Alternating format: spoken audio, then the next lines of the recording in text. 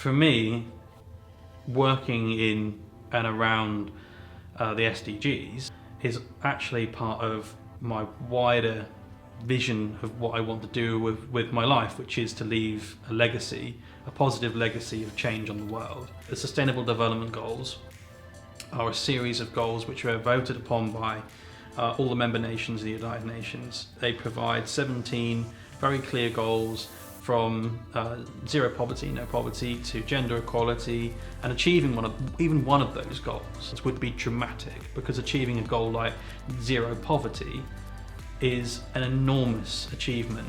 I perceive legacy as probably the greatest way that anyone could express their achievement as a person in life, is to be able to have left the world in a better place than where they found it. What the United Nations SDGs provide, for me anyway, is almost a way to be able to recognise my impact on the world, because I can then use those 17 goals as indicators as to whether I've left a positive change in those topics.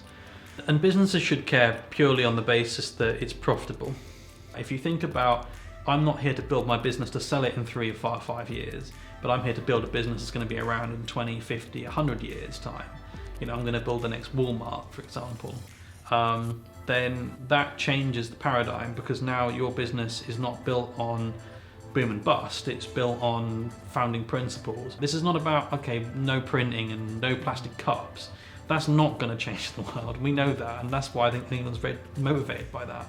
What it has to be is about legacy, about saying our business is going to address the SDGs by actually incorporating more sustainable practices, more efficient practices in our business to reduce cost, to reduce maybe some of the friction in the business, because ultimately you're not going to convince business through just being environmentally friendly or just trying to address gender equality, because that on its own is not a drive for change in business. It's not going to get shareholders motivated, or it's not going to get shareholders all that motivated. They might get a bit motivated, but not going to get that motivated by it. What you want to get them is really motivated by the fact that you can do all of that and increase profitability and increase your reach as a business and have more customers that buy into the vision and the goal and everything else. The other side of the sustainability for the business, why they should care about the SDGs, is that they're fundamental to building structures in their business that help them to actually bring on board team members that are going to be with them for the long term. You know, we live in a really short-term economy. People come and go through employment very, very quickly, changing business, lots of freelancers, whole circular economy movement and all of that. If you want to build really successful businesses, you probably don't want a really high turnover of staff.